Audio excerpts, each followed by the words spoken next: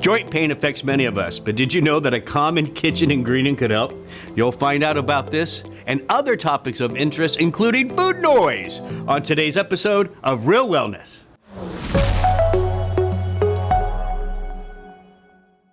Is there something in your kitchen that could help with joint pain? I bet there is. So, Dr. Crystal, when it comes to spices, right? I'm pretty sure just about every U.S. household has this spice that could be helpful for joint pain. I don't know. Oh, you don't think so? I don't think so. Oh, come on now. I don't think so. Not growing up in a southern home. Where did that go? Well, I don't remember us having this as no. Gosh, I guess maybe. Now when I go home to visit, see if you can guess what it is. What do you think it is? It's ginger. Yeah. I don't know. I grew up with ginger. Maybe that's more of a Mediterranean thing too. I don't know. I don't know. Well, but I think a lot of you have it. We didn't cook with a lot of ginger. It just wasn't a thing until later on, when it became a little more popular. Here's the thing about ginger, it's similar to what are called NSAIDs. Those are your non-steroidal anti-inflammatory drugs. You know the names of them. We don't have to go through all that. Well, should we tell them? They may not. Okay. Like the ibuprofen. There you go. That's the big one. Naproxen, that's a big brand out there, whatever. We just said a brand. Okay. I guess that's okay. But yeah, so ginger acts, so there's, when it comes to inflammation in your body, it starts with a fat called arachidonic acid, right? And that your food can break down to that. Mm-hmm. And then that's going to feed into different pathways. And a couple of enzymes that are involved there are called LOX and COX. Yeah. And then there's COX-1 and COX-2. We have a picture. We do. Let's show that picture. And so there you can see how it breaks down you feed the fats into those enzymes, and what you're seeing there is how those fats can become they become metabolites that can have an influence on your level of inflammation. Classic inflammatory response. So these byproducts influence pain. They influence kind of blood vessel dilation. They influence blood flow or that blood clotting process. And so, this is your classic, what you're looking at, inflammatory response caused by those omegas. The omega-6 is that arachidonic acid. That's what really feeds in mostly to it. So, but there's another one. And that makes ginger a big one for me. Mm-hmm. There is a powerful inflammatory marker called NF-kappa beta, right? NF-kappa beta is a big driver of inflammation, and there's evidence ginger can inhibit it. Right, and so I just want to go back and make sure we made it clear when we talk about ginger working like those NSAIDs, that pathway that's leading to the pain and leading to the inflammation, the NSAIDs block that pathway. That, yep. And then ginger can come in and also block that pathway. Right. But what we like about ginger is blocking both sides of the pathway, is blocking the LOX and the COX. And your NSAIDs are only working on that COX side of the pathway. Yep. So ginger's more broad. It's broad. Took the words out of my mouth. Thank you. Yeah, ginger actually, it's a natural substance. You cook with it. It's great to see, right? Right. And here it is with a very broad spectrum for controlling inflammation. And then, of course, the NF-kappa B, we call that the master orchestrator of inflammation. Yeah. And it has influence on that, and that's big. It influences those inflammatory molecules being produced in the cell at the level of the DNA. So that's why it's so powerful. And so when you can combat inflammation at that level, you can really make a big difference. It's pretty strong. And so ginger was compared to ibuprofen. In this study, right? Don't we have a study here? Yeah, yes. It was a little bit older study. 2005. Yeah, so that's a while back. But I love the fact that we are comparing a culinary spice to a medication. Yeah. And we found equally effective at improving symptoms. Now, in these studies, though, and this is a big point, now we always like food first, right? So find ways to add ginger to your dishes, your recipes. Ginger in general, it just spices things up a little bit. It adds some brightness to foods. There's even ginger teas. So you get it from your food first. But when it comes to these studies, to really get the powerful effects, it is an extract. Right. So you want to look for a standardized extract. And then ginger, look for it sometimes combined with other things like turmeric and other herbs to kind of max up its anti-inflammatory power. Yep. So there you go, ginger. Right? I think in most people's kitchens. Sorry, I mean, this is what I think. Now, today, yes. It's okay, today, yes. We maybe agree. when we were growing up, maybe not. So get it into your food. Maybe even consider an extract if you are dealing with joint pain. And we have more information. You go to lifeextension.com/ginger. It's a good magazine article by Life Extension. Check that out. It goes into much more than what we cover here. And coming up, we're going to take a closer look at women's infertility. So stick around. Last week, our Health Watch was all about helping men who experience infertility. This week's segment, we're looking at the fertility concerns for women. Let's look at 3 nutrients to support female fertility. The first is carnitine. 214 women who had experienced unsuccessful in vitro fertilization were given 1,000 milligrams of L-carnitine per day for an average of 82 days. At the end of the trial, embryo quality had improved, and 21 women gave birth to healthy newborns. Vitamin E. This trial included 105 women. They received 400 milligrams of vitamin E per day or placebo. They were also given 50,000 IUs of vitamin D every 2 weeks for 8 weeks. This resulted in increased pregnancies among those who received the vitamins compared to the placebo group. And last, CoQ10. A meta-analysis of 5 randomized controlled trials that included a total of 449 women found that when CoQ10 was added to assisted reproductive procedures, there was a 28% pregnancy rate versus the 14% without CoQ10. Now, don't forget about your diet. Yes, a healthy diet has been linked with improved fertility.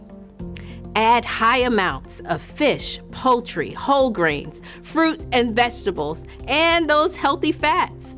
They have been associated with better fertility. Also consider foods with low pesticides. If you would like to look at that food list or learn more, you'll want to go to lifeextension.com/fertility. Now coming up, is food noise confusing your appetite? Find out next. Food noise? What is that? Is that someone chewing too loud? No. You'll find out. All right, Dr. Crystal. Food noise. We're hearing all about it now, especially with the GLP-1. Yeah, it's all over the place, and it's not someone chewing too loud, although that's annoying sometimes. Yeah. It's really more about that. It's like it's an inner constant chatter about food. I'm hungry. I'm craving that kind of stuff. Right. That's like on a loop. And it's also food cue reactivity, meaning you are more sensitive to smells, the sounds of food, just even the thought of coming home for dinner. You're more reactive to those cues, sensory cues related to food, which can cause you to overeat. Yeah. No. Okay. So with this whole show, then, if this sounds like you, if this sounds like maybe something you struggle with, we're going to give you some tips, basically, right, to help minimize that chatter that's going on. Yes. So let's get into the first one. And I think this is interesting too, because it begins more in that sensitivity thing you were talking about. Right. It's managing your environment. I know, which can be very difficult, Dr. Mike, especially when you live with other people. Yeah. Or you have kids. Kids. I was going to say, especially kids. Yeah. Well, I mean, what this means is, like, for instance, I got this one written down here, right? It says, keep tempting foods out of sight. Like if you know you have some issues with certain foods, don't leave them on your kitchen, table or whatever. Right? You put it away. I love that. And put it deep into your cupboard. So I like that. So it's in the pantry, but maybe it's like behind a few items. So hopefully you'll forget that it's there. Yeah. And then, something else that can be helpful, you got to sometimes turn the TV off.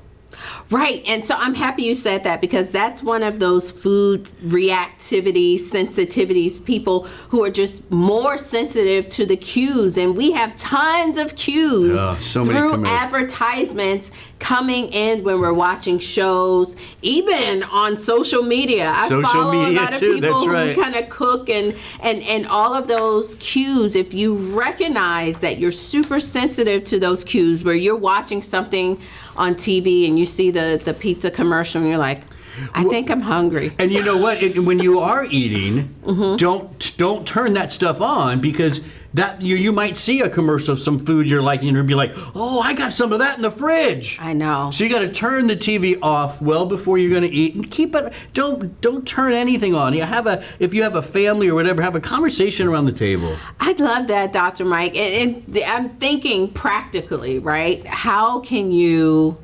overcome the commercials that's always bombarding you? Maybe don't watch TV. Don't watch them. Hungry? It's really hard. Definitely don't watch TV at night. It's one of the strategies that I've always kind of suggested. Is if you are a nighttime snacker or a night eater and you just feel munchy at night, don't turn on the TV, because there will be temptation. Yeah, it's all over the place.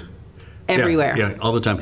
Don't shop when you're hungry. That's another one in the environmental part. And use smaller plates and bowls, so you're just not overeating, right? Control that calorie intake. One other thing, it's not just the commercials. When I say you have kids, so my kids like to watch the chef shows, all the cooking shows. That's what I watch all day long. That's one of the only ways to get some wholesome TV anymore for kids. But yeah, they watch all the shows where they're baking desserts. And sometimes I just walk in the room and I'm like, oh, look at that brownie. Maybe I can try to make that.